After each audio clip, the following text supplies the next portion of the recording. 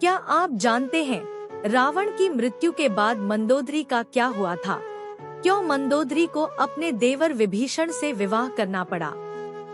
आइए जानते हैं।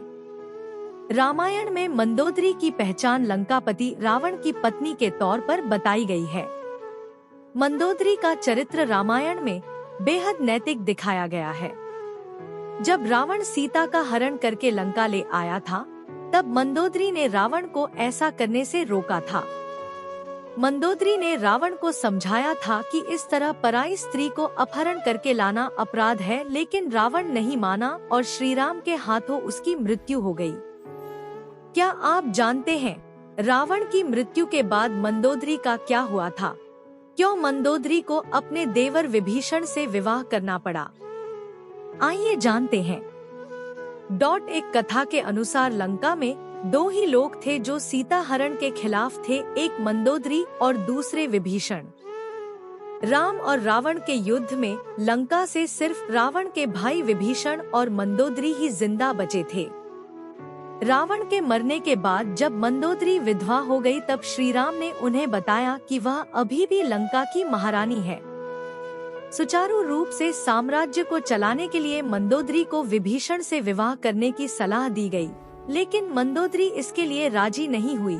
लेकिन फिर कुछ समय बाद शादी का प्रस्ताव स्वीकार कर लिया। इसके बाद विभीषण और मंदोदरी ने लंका का राजपाट संभाला। हालांकि रामायण में इस बात का कहीं बहुत ज्यादा जिक्र नहीं है।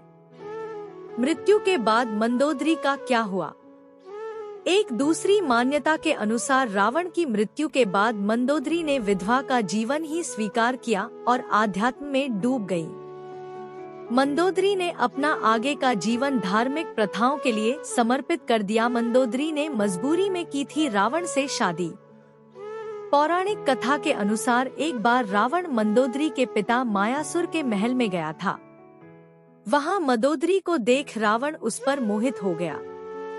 उसने मायासुर से मंदोदरी का हाथ मांगा, लेकिन मायासुर ने इनकार कर दिया। क्रोध में आकर रावण मंदोदरी को शादी के लिए मजबूर करने लगा। मंदोदरी जानती थी कि रावण उसके पिता से ज्यादा शक्तिशाली शासक है, इसलिए मंदोदरी ने रावण के साथ रहना स्वीकार किया। रावण से शादी के बाद उसने दो पुत्रों मेघनाद और अक्षय कुमार को जन्म दिया।